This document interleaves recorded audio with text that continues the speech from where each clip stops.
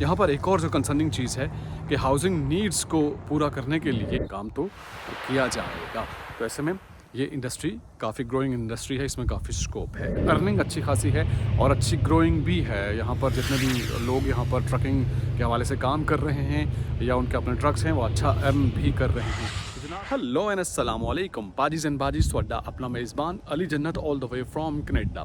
Canada में कौन से बिज़नेस कामयाब होते हैं और कौन सा ऐसा काम आपको करना चाहिए जिसमें आपको कामयाबी मिल सकती है, या अगर आप बिज़नेस ओरिएंटेड माइंड है तो आपके लिए वीडियो बहुत ही अहम है, ये आप जान पाएंगे। आज मैं 3 बहुत ही अहम बिज़नेसेस इंडस्ट्रीज़ के बारे में मैं आपसे शेयर करना चाह रहा हूँ, जिनके बारे में जानकर आपको मालूम होगा कि अगर आप उनमें काम करना चाहते हैं तो आपके लिए ग्रोइंग चांसेस बहुत ज़्यादा हैं और ज़ाहिर है आप अर्न भी करेंगे और ग्रो भी करेंगे और अपना करियर भी बनाएंगे। तो ऐसे में ये वीडियो आपके लिए बहुत इंपॉर्टेंट है। वीडियो शुरू करने से पहले मैं शेयर करना चाहता हूँ कि मैं इमिग्रेशन कंसल्टेंट नहीं हूँ। आप मुझे इनबॉक्स करके कहते हैं कि हमें फैमिली वीज़ा चाहिए, हमें फ़लाँ वीज़ा दे दें। मैं कोई भी वीज़ा, कोई भी शख्स आपको कोई भी किसी भी तरह का वीज़ा नहीं दे सकता। मैं सिर्फ़ और सिर्फ आपको इन्फॉर्म करता हूँ, मालूमात दे रहा हूँ। उसका मकसद ये है कि आप किसी की सुनी सुनाई बातों पे यकीन ना करें, या आप कोई अगर आपको कहता है कि यहाँ से कूद जाएं तो आप आंखें बंद करके आप कूदिए मत। आप पहले थोड़ा सा छानबीन कर लें, आपके पास मालूमात होनी चाहिए। आप जहाँ कहीं भी जाना चाह रहे हैं तो उसके बारे में थोड़ा सा ग्राउंड रियलिटीज़ तो आपको पता होनी चाहिए। तो अब मेरा मकसद है कि आपको मालूमात आप तक पहुँचाना, आपको इन्फॉर्म करना, और आपको भी क्रॉस चेक करना चाहिए। आजकल इंटरनेट का दौर है, मोबाइल हर बंदे के हाथ में है, आपको भी इन्फॉर्मेशन को क्रॉस चेक करना चाहिए। तो खैर टाइम ज़ाया किए बगैर शुरू करते हैं। सबसे पहला जो बिज़नेस है उसके बारे में हम बात करते हैं। पहला बिज़नेस है real estate and construction. Real estate और कंस्ट्रक्शन को मैं इसलिए आपस में इंटरलिंक कर रहा हूँ कि रियल एस्टेट का ज़ाहिर बिज़नेस काफ़ी ग्रो कर रहा है। उसकी वजह यह है कि कनाडा चूँकि दुनिया का दूसरा बड़ा मुल्क है और कनाडा की पॉपुलेशन जो है वो 4 करोड़ है। यहाँ पर एक और जो कंसर्निंग चीज़ है कि हाउसिंग नीड्स को पूरा करने के लिए ज़ाहिर है लोग आ रहे हैं कनाडा, और हाउसिंग नीड्स उस तरह से पूरी नहीं हो रही, तो हाउसिंग की भी एक तरह से डिमांड बढ़ रही है। ऐसे में ज़रूरियात को पूरी करने के लिए ज़ाहिर है कंस्ट्रक्शन का भी काम हो रहा है। तो रियल एस्टेट में आप समझिए कि सेल एंड परचेज़ और रेंटिंग आउट, तो ये तमाम तर काम आ जाते हैं।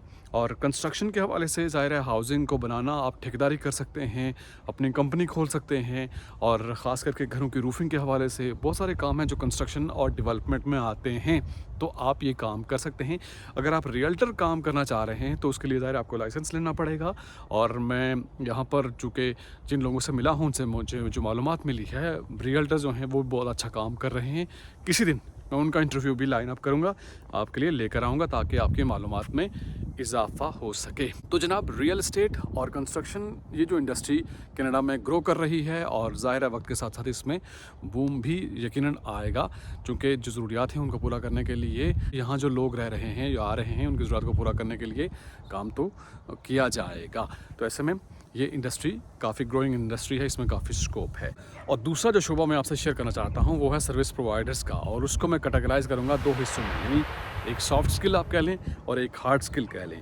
सॉफ्ट स्किल में जो प्रोफेशनल्स आते हैं, लेट्स से आपका कंसल्टेंट हो गया, लॉयर हो गया, या अकाउंटेंट हो गया। अकाउंटेंट की यहाँ पर ज़रूरत रहती है, क्योंकि साल के बाद आपको यहाँ पर अपने टैक्स रिटर्न जमा कराने होते हैं, और बहुत सारे मामलात में आपको ज़ाहिर है अगर आपको काम कर रहे हैं, बिज़नेस कर रहे हैं, तो आपको अकाउंटेंट की ज़रूरत पड़ती है। और इस तरह से जो आपके प्रोफेशनल लॉयर्स हैं, गाड़ी की इंश्योरेंस अगर क्लेम करनी है तो उसके लिए आपको लॉयर्स की ज़रूरत पड़ती है, और बहुत सारे ऐसे मामलात होते हैं जिसमें आपको लॉयर्स और कंसल्टेंट की ज़रूरत पड़ती है। तो ऐसे में इनकी फ़ीसेस भी अच्छी होती हैं और इनका अच्छा काम होता है। ज़ाहिर है वो अपने एक्सपीरियंस के हिसाब से फ़ीस चार्ज करते हैं, तो इनका भी अच्छा खासा काम है। और दूसरा जो हार्ड स्किल के हवाले से मैं आपसे शेयर करना चाहता हूँ, इसमें बहुत सारे काम किए जा सकते हैं। लेट्स से आप मोबाइल रिपेयरिंग शॉप खोल सकते हैं, आप कोई अपनी कंपनी बना सकते हैं क्लीनिंग के हवाले से या लैंडस्केपिंग के हवाले से, या लेट्स से जो मैंने आपसे डिस्कस किया था, अगर आप प्लम्बर हैं, इलेक्ट्रिशियन हैं, तो आपको एक ट्रक लेना पड़ेगा और उसके बाद वक्त के साथ साथ आप उसको एक कंपनी की शक्ल दे सकते हैं। तो ऐसे में ये काम भी काफ़ी अच्छा है और ग्रोइंग बिजनेस है, और मैं कोशिश करूँगा कि मोबाइल रिपेयरिंग के हवाले से भी लाइन अप करूँ इंटरव्यू, और आपको मालूम हो सके कि इसमें कितना स्कोप है, कितनी इन्वेस्टमेंट, इतनी ज़्यादा इन्वेस्टमेंट नहीं होती, कम ही इन्वेस्टमेंट होती है, लेकिन इसमें चांसेस ज़्यादा होते हैं ग्रो करने के। और इसके बाद बाद जो तीसरा ऑप्शन है, तीसरा जो बिज़नेस है वो है ट्रांसपोर्टेशन और लॉजिस्टिक के हवाले से। ज़ाहिर अगर आपका ट्रांसपोर्टेशन और ट्रकिंग का अगर एक्सपीरियंस है, बैकग्राउंड है, तो इसमें आप अच्छी अर्निंग कर सकते हैं। और इसके अलावा लॉजिस्टिक के हवाले से और डिलीवरी के हवाले से ये इंटरसिटी भी होता है और इंटर प्रोविंस भी होता है। थोड़ा सा आप कह सकते हैं इतना हार्ड नहीं होता, लेकिन फिर भी इसमें अर्निंग अच्छी है।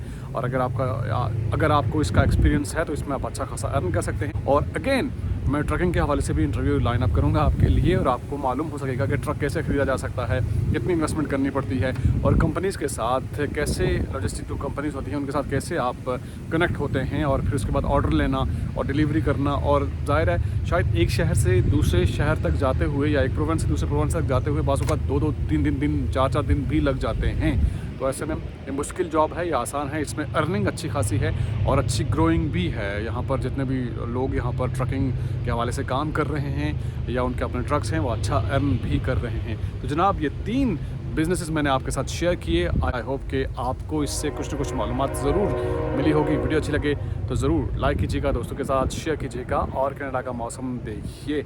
आपसे मुलाकात होती है नेक्स्ट वीडियो में। टिल देन, अल्लाह हाफिज़।